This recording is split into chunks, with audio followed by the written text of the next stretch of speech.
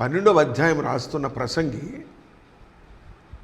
12వ అధ్యాయం రాస్తూ మొదటి వచనంలో ఏమంటున్నాడు అంటే ఏంటమ్మా? తుఫాన్ రాకముందా? భూకంపం రాకముందా? కరువు రాకముందా? కాదమ్మా, కాదు కాదు. గుర్తుపెట్టుకో, ఒక చెడు దినము నీ జీవితంలోనికి ప్రవేశించకముందే, నీ ప్రాణం మీద ఆశ, నువ్వు పెట్టుకున్న ఆశ చివరికి వస్తుంది. ఉంటానో లేదో, అందరినీ చూస్తానో లేదో, అది దుర్దినము. మన జీవితానికి ఆపాదించుకున్నప్పుడు దుర్దినము రాకముందే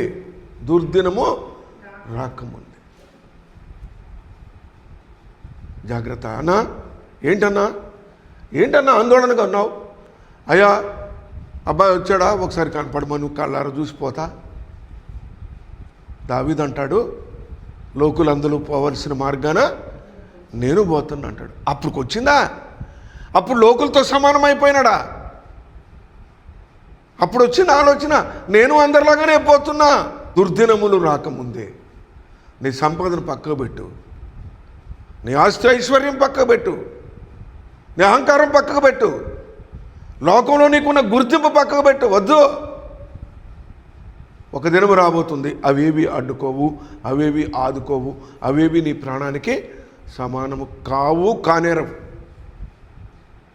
దుర్దినములు రాకముందే నాకే దానిలో సంతోషం లేదు బ్రదర్. నేను సంపాదించా కానీ నాకేం ఆనందం మిగలలేదు. పిల్లల్ని సంపాదించా, కుటుంబాన్ని కట్టుకున్నా, ఇల్లు కట్టుకున్నా, పొలం కొనుక్కున్నా, చేను కొనుక్కున్నా, పశువులు ఉన్నాయి, బంగారం ఉంది, ధనం ఉన్నది, కానీ నాకు ఏది సంతోషం ఇవ్వట్లేదు. ఇప్పుడు నా పరిస్థితి బాగలేదు. అలాంటి దినము రాకముందే. ఇవన్నీ బోధించే సంగతులు కావు.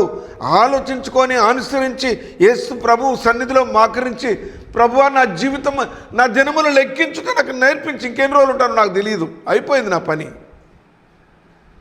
నాకు ఎవరు ఉంటారో ఎవరు కనబడతారో తెలియదు నాకు. ఏంటమ్మా ఏం చేశారు మీరు అంటే, సమాధికి అందుకోలేకపోయినా అంటారు. శవాన్ని కూడా చూడరు, తెలుసా నీకు?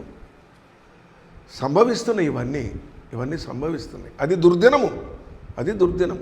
అప్పుడట నాకు ఏ దాంట్లో సంతోషం లేదు బ్రదర్, అయిపోయింది నాది, నేను ఏదో చేసి అక్కడ పెట్టా, ఏదో నేను ఇది మంచిది అనుకున్నా, ఇది ప్రయోజనకరం అనుకున్నా, ఇది లాభకరం అనుకున్నా, పరాల వారు నన్ను ఆదుకుంటారనుకున్నా, పరాల వారు నన్ను నా ప్రాణానికి ప్రాణం ఇస్తారనుకున్నా,